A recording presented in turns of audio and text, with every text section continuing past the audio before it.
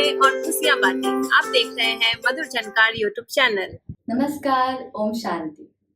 दोस्तों, किसी भी समस्या का समाधान इस बात पर निर्भर करता है कि हमारा सलाहकार कौन है। महाभारत में दुर्योधन ने शकुनी से सलाह ली और अर्जुन ने श्री कृष्ण से, और परिणाम हम सबके सामने है। हम ब्राह्मण आत्माएं कितने भाग्यवान हैं कि स्वयं परमात्मा हमारा सलाहकार है।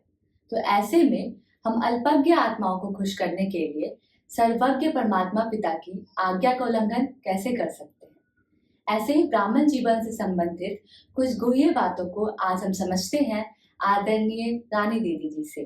दीदी जी, आपका इस कार्यक्रम में बहुत बहुत स्वागत है। दीदी जी, हमारा पहला प्रश्न है, ब्राह्मण बच्चे होने के नाते हमारे जीवन में क्या सिद्धांत होना चाहिए? बाबा ने हमें इस जीवन का सिद्धांत दिया है कि तुम्हें मनुष्य से देवता बनना है। सतयुग में जाकर देवता नहीं बनना है, यहाँ ही बनना है। यहाँ अपने अंदर ज्ञान भी आए, गुण भी आए, व्यवहार कुशलता भी हो, सेवा भावना भी हो, बाबा की हर कदम कदम पे याद भी हो।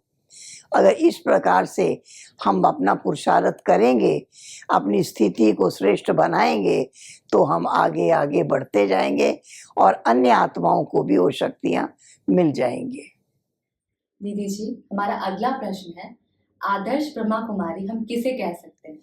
ब्रह्मा कुमारी वही है जो बाबा की हर श्रीमत का पालन कर रही है, जिनके अंदर सादगी है, देहभान नहीं है, आत्म अभिमानी है, बाबा का स्टूडेंट बनकर रोज पढ़ना में इंटरेस्ट है, बाबा की हर श्रीमत का पालन करने में तत्पर है, अनेकों को बाबा का संदेश देने का शौक है। अगर इस प्रकार से हम बाबा की श्रीमत के अनुसार चलते हैं तो हम बाबा के नज़दीक, बाबा के समीपता की अनुभूति कर सकते हैं। दीदी जी, कई बार जीवन में चलते चलते परिवार में लोगों के बीच सहन शक्ति की बहुत आवश्यकता पड़ती है। तो ऐसे में हम सहन शक्ति को किस प्रकार जीवन में ग्रहण कर सकते हैं? सहन शक्ति का तो अर्थ यही है कि अगर कोई हमारे साथ अच्छा व्यवहार नहीं कर रहा है तो भी हमारी दृष्टि उसके प्रति अच्छी रहे, शुभ रहे, कि ये आत्मा इस पुराने संस्कार के वश हो गई है, इसको हमारे सहयोग से, बाबा की याद से इस बंधन से छुटकारा हो जाए, ताकि ये बाबा की लगन में मगन, बाबा की श्रीमत पे कदम कदम चलने वाली आत्मा बन जाए, ताकि इनको अतीन्द्रिय सुख का अनुभव होता रहे। इस प्रकार से अगर हम अपनी स्थिति को बनाते हैं तो हम कदम कदम आगे बढ़ते रहेंगे। दीदी जी, हमारा अगला प्रश्न है, हम ब्राह्मण आत्माओं को किन धारणाओं पे विशेष ध्यान देने की जरूरत है?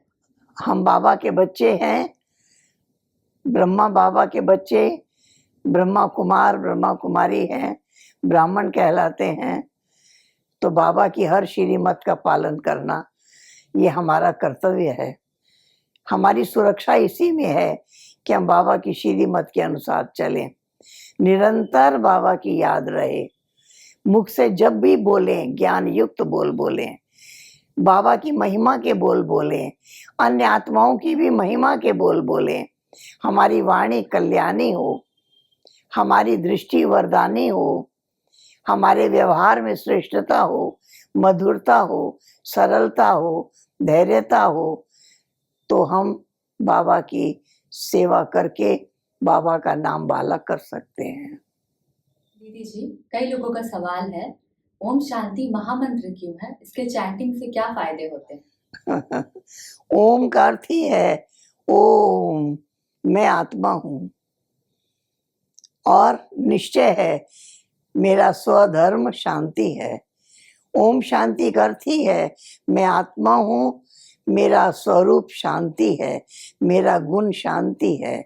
जहाँ शांति है वहाँ सुख भी है, आनंद भी है, प्रेम भी है, शक्ति भी है।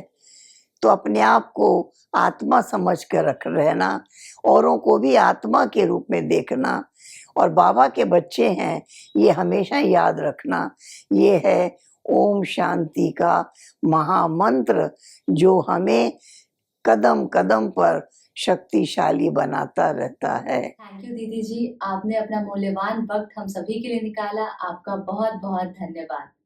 ओम शांति।